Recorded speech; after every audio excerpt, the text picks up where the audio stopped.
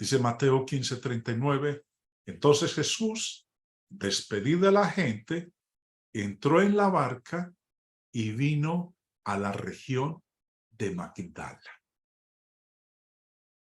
Deja entonces Decápolis y se traslada al lado occidental del mar de Galilea. Se va para Magdala. Después de dejar Decápolis, tomó un bote a través del mar de Galilea y llegó a Magdala. Ahora, ¿qué ocurre? Estando él en Magdala, se van a presentar sus archienemigos, los fariseos y los saduceos. Vinieron los fariseos y los saduceos. Sectas, dos sectas opuestas, dos sectas de los judíos con muchas creencias diferentes. Unen sus fuerzas debido al odio mutuo que ellos tienen hacia Jesús. Y vinieron para probarlo, para tentarlo. Buscaban atraparlo, desacreditarlo a los ojos de la gente. Aunque habían habido tantos milagros innegables realizados por el Señor, todos demostrándoles que Él era el Mesías, se negaron a quedar satisfechos. Dice el verso 11, y comenzaron a discutir con Él, pidiéndole señal del cielo para tentarle. Me gusta mucho un comentario que hace el señor Barclay respecto de este evento. Se los quiero leer. La hostilidad, como la necesidad, se asocia con lo que sea. Es de lo más extraño el descubrir una coalición de fariseos y saduceos. Porque como dije hace un momento, los fariseos y los saduceos eran contrarios. No se la llevaban. Unos creían una cosa y otros creían otra. Dice, representaban creencias y políticas que eran diametralmente opuestas. Los fariseos vivían pendientes de los detallitos más insignificantes de la ley oral de los escribas. Los saduceos rechazaban totalmente esa ley y no reconocían más autoridad que la ley escrita en el Antiguo Testamento como su única norma de fe y de conducta. Los fariseos creían en los ángeles y en la resurrección del cuerpo, y los saduceos no. Cosa que aprovechó Pablo cuando se presentó a juicio ante el Sanedrín, y eso lo leemos en Hechos capítulo 23. Y en este caso lo más importante, los fariseos no eran un partido político y estaban dispuestos a vivir bajo cualquier gobierno que les permitiera vivir conforme a sus principios religiosos. Mientras que los saduceos eran los aristócratas ricos que estaban dispuestos a someterse y a colaborar con el gobierno romano para conservar su posición y sus privilegios. Además, los fariseos esperaban y anhelaban la venida del Mesías, mientras que los saduceos no creían en estas cosas. Habría sido punto menos que imposible encontrar dos sectas o partidos más diferentes y, sin embargo, se unieron en el deseo hediondo de eliminar a Jesús. Todos los errores tienen esto en común: el ser hostiles a Jesucristo.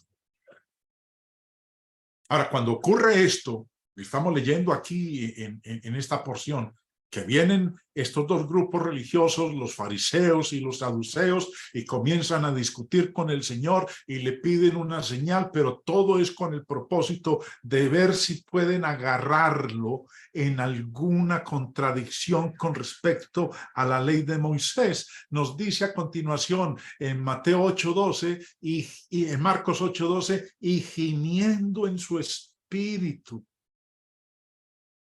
Tal vez esto sea una indicación de la tristeza que Jesús sintió por la negativa de los líderes religiosos a aceptar la evidencia abundante que los rodeaba. El Señor ha hecho milagros. Donde quiera que va, ha hecho milagros de toda clase. ¿Por qué no creían? ¿Por qué no verían? Quizás también haya frustración en el gemido del Señor. Y el Señor, a continuación, usa una ilustración simple en su respuesta. Les dice en la respuesta que la señal ya está presente para los que tienen ojos para ver. Les dice que ellos eran expertos en el pronóstico del tiempo. Sabían muy bien lo que dicen los del campo. Es más, leamos. Les dijo, cuando anochece, decís, buen tiempo, porque el cielo tiene arreboles. Y por la mañana, hoy habrá tempestad, porque tiene arreboles el cielo nublado. Hipócritas, que sabéis distinguir el aspecto del cielo, mas las señales de los tiempos no podéis. Una regla generalmente aceptada era que un cielo rojo por la tarde significaba buen tiempo al día siguiente. Y un cielo rojo por la mañana con nubes bajas significaba mal tiempo. Ese tipo de señales las podían leer y entender. ¿Por qué no podían leer y comprender lo que sucedía a su alrededor? Habían visto los milagros del Señor. Conocían las profecías acerca del Mesías. ¿Por qué no podían ver que esas profecías se estaban cumpliendo? No, ahora recuerden que ellos pidieron señal y el Señor les dice que no se darían señales adicionales simplemente para satisfacer las demandas de los hombres incrédulos que optaron por rechazar la evidencia de todas las señales anteriores.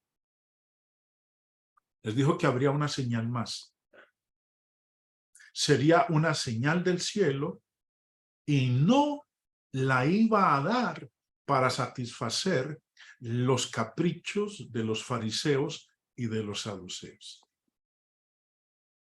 Les dice, Mateo 16:4, la generación mala y adúltera demanda señal. Pero señal no les será dada, sino la señal del profeta Jonás. Y dejándolos, se fue. ¿Qué señal les sería dada? La señal del profeta Jonás. Sería la única que les daría. Ahora, ¿cuál era la señal del profeta Jonás? Ya nosotros estudiamos en otra lección, tiempo atrás, cuál era la señal del profeta Jonás. Mateo 12 nos lo dice. Leamos. Entonces respondieron algunos de los escribas y de los fariseos diciendo, Maestro, deseamos ver de ti señal. Él respondió y les dijo, la generación mala y adúltera demanda señal. Pero señal no le será dada, sino la señal del profeta Jonás. porque como estuvo Jonás en el vientre del gran pez 3 días y 3 noches, así estará el Hijo del Hombre en el corazón de la tierra 3 días y 3 noches. Entonces, ¿en qué consistía la señal de Jonás? Consistía en la resurrección del Señor. El Hijo del Hombre estaría en el corazón de la tierra 3 días y 3 noches, al cabo de las cuales resucitaría. Esa sería la última señal que él les daría. Después de esto, el Señor Jesús y sus discípulos volvieron a entrar en una barca. Dice ahí Marcos 8:13, y dejándolos, volvió a entrar en la barca y se fue a la otra ribera, al lado oriental del mar de Galilea.